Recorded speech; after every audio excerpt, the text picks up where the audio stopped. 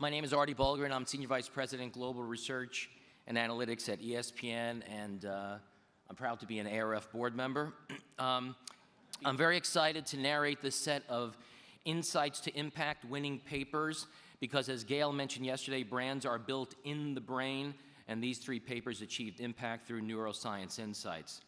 Now, memory encoding is creating a new currency for more effective ads, as Peter Pynta, Director of Sales and Marketing at Neuro Insight, and Sheena Surdra, Enterprise Marketing Manager from National Australia Bank, will explain. Please join me in welcoming Peter and Sheena to the stage. Thanks, Artie. It's great to be here. It's a real thrill to be here at Rethink 2015, hey? Fantastic. Today is really about Sheena and I sharing a journey with you. It's all about those 3 chapters. So in about 10 short minutes, we're going to basically unfold our story. Please hang in there for the 10 minutes because we're really proud of the last chapter, which is what Sheena's going to deliver, and that is the results, which we're very, very proud of. In about 2014, in about June of 2014, we found ourselves in a fairly unique position, and that was that you'll hear a lot more about our relationship with MLC and NAB. But this is a story about collaboration and about how various stakeholders actually fed off the one currency. As Artie said, we rely heavily on memory encoding as the key measure of advertising effectiveness. So we were working with Clemenger BBDO clearly in a very collaborative fashion when it comes to the creative optimization. But the story unfolds a little more. We were working with Mindshare as well with the same metrics to unlock the media optimization. You know, the quirk of 70% of your money spent on media and 30% on creative, and where does that impact really come from? And here's the last one of the collaborators, and that was our partnership with the Seven West Media Group. The Seven West Media Group also treated MLC as a strategic partner, and they were using Neuro Insight data to open up some of their key metrics on the neurostate match between TV and creative, and ensured that the link between Mindshare and the strategic media outcomes were fully translated in the whole story. So without further ado, Sheena, this is not a picture of us clearly, but maybe it is, Pete. I might get you to explain what's going on here with kangaroos and neuroscience. Thank you, and thank you for having me here. I'm very privileged and very honoured to be here all the way from Australia, and I thought I'd bring some kangaroo images to lighten the mood a bit. But I'd actually like to start with a bit of audience participation and get people to raise their hand, please, if they think it is possible for a kangaroo to hop backwards. So raise of hands. A couple over here, Sheena. Yeah. A couple over there and a couple over there. Okay, so really, not very many of you have probably seen a kangaroo for starters, but actually it is possible for a kangaroo to hop backwards. Have a look at that animal though, it is quite a challenge. Very bulky tail, shape of their legs, it's a real challenge, but it is possible. And I'm going to come back to this point. Might just start with who is MLC. So MLC are actually part of National Australia Bank. We're one of the big 4 financial services organisations in Australia, and we serve more than 12 million customers. And MLC is effectively the wealth management division of NAB, with a market leader in providing investment, superannuation and insurance solutions to individual and corporate clients. What's interesting here is to understand a little bit about the environment in which MLC face into, which is the wealth landscape. Now, some of you may have been to Australia. Australia has a compulsory superannuation scheme. And what that means is different to the US, but effectively what that means is by law, your employer in Australia contribute 9.5% of your salary to a superannuation fund of your choice. And you can add your own voluntary contributions to that. Yet despite this great scheme, there still exists a $1 trillion gap in retirement adequacy. What's driving this is a couple of things. Really, there's this mass, widespread societal issue, customer apathy, and there's multiple wealth players in the market. We're all saying the same thing. And what this means is any shift in brand and ROI metrics is extremely tough. It's like trying to get a kangaroo to hop backwards.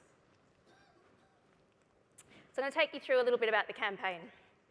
What we did to face into this last year is we launched a campaign, and it was really to own retirement adequacy in a positive and empowering way without using fear. And we launched this through a multimedia campaign, 2 waves, March through to June, using digital, cinema, outdoor and print. And I'm going to show you the television ad now.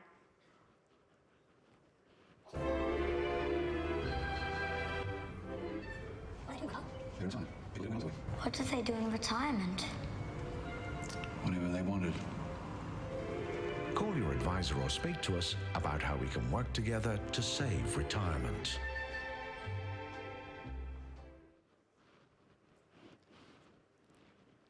Cool, I don't know about you, Pete, but every time I see that, I think I need to start saving for my retirement. So in terms of the campaign, that particular TV ad, we had the classic case of great ad, but who is it for? So really good campaign recognition, poor brand linkage. And this is when we identified we had a problem. We needed to solve for this as part of our planned Wave 3, and we engaged Neuroscience at this point in October, or it was probably September, to actually help us solve for that from both a creative standpoint as well as a media optimization standpoint. And we set 3 core objectives, which is really 1, campaign recognition, 2, brand awareness, and 3, the pointy end of all of this is really how do we deliver a strong commercial ROI. And we set these challenges and we asked Neuroscience to help us solve for it. So over to you, Pete. Thank you. I think before I go on, I think one of the most common things that we find when we talk to clients anywhere, you know, that saying, great ad, but who's it for? I'm sure we've all had a conversation maybe in the last week or month or year where we've said that. And it's a very, very common brief for us. Great recognition, high campaign recognition, but very, very poor brand linkage. What I'm about to show you here is that a video image again. I just want to step you through what it actually means and how we're now starting to work with clients to link Neuro to traditional metrics and to untangle what's going on in campaign tracking. So you're about to see a red and a blue trace. Red trace is left brain memory for detail. Blue is right brain memory. They're both very important. And on that left-hand scale there, from 0 to 1.2, anywhere around about 0.7, that upper faint dotted line is strongly encoded into memory. And then anything below 3.3 and below is very weak encoded into memory. So if anything's going to work, it's got to get in. This is a measure of it getting in. And what you're about to see here is that no 2 moments are really ever made the same. And as much as it's about a 30-second story, it's about, the great game that we're in is about moments, understanding those magic, powerful, emotional, often subtle moments and maximising them. And what I'd like to do is draw your attention to the transition between storytelling and branding. Hit it.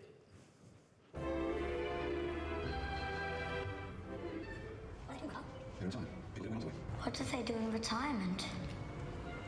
Whatever they wanted. Call your advisor or speak to us about how we can work together to save retirement. So you can see how low memory encoding was at branding. Whoops, by the way, I should have said that was a traditional 30-second ad. In the interest of time, we were given 10 minutes, so we truncated the first part just to basically get that message through. But there you have it. There's very, very high levels of memory during storytelling. In fact, the iconic moment, the most powerful moment was the red sports car. And in fact, as the story unfolded, there was a clear disconnect between the storytelling and branding. And in fact, that's a very, very common pattern that we see. And you know, it's fairly intuitive. A great creative will generally pick the highs. But this blind spot that we're seeing in advertising, it's really hard to pick the lows and to understand what actually causes the lows. And what caused it in this case was conceptual closure, the end of the story. And there's some very symbolic markers, particularly the grandfather and the grandson turning and walking away. That moment was the disconnect between story and branding, and there you see it there. So what we did is set about, from June, the original time series up the top, through to September, the time series at the bottom. And the only moment in the ad that we re-engineered with the creatives, Clement to BBDO, was that moment around the transition. And what we found is that we had 50% stronger branding. We reintroduced branding earlier, visually and verbally, and we had stronger branding at the end. So we didn't want to leave anything to chance, did we, Sheena? We put it through Neuro again back in September, ready to be on air in October, November, and you'll hear about the results in 2 seconds' time. What is important though, that's the creative. What about the media? And we had to answer some very important strategic questions about media. For example, was the 30-second ad in good shape? Yep. But there's no guarantee that the 15 by 15 top and tail, the head of the pod, the tail of the pod, was going to work just because the 30 worked. We confirmed that that would work as well. What about a 15-second on its own? There's no guarantee that a 15-second on its own will work in the same way. This is all the chemistry of storytelling to link message to branding. Will I hit my R&F targets? And yet the only way to do that was a strategic combination of 30s and 15s. And this is where Mindshare took these learnings and actually plotted the campaign and strategically bought 30s and 15s in that particular order. And last but not least, the iconic moments, the iconic triggers, those high notes in memory encoding are the keys to unlock that previous experience. It's the replay button. And that's the creative that was used in Wave 3 that wasn't used in Wave 2, clearly linking the creative in all the surround sound media. It's a very, very powerful way to use one moment in time to get the message across and link it to the brand. Sheena, take us home with the results. Thanks, Pete. So how did all this great optimization actually translate into results? And you'll remember I talked to you about the 3 key areas, one being campaign recognition, brand awareness, and ROI. And the results I'm going to share with you today are really hot off the press. This stuff went out into market in October of last year.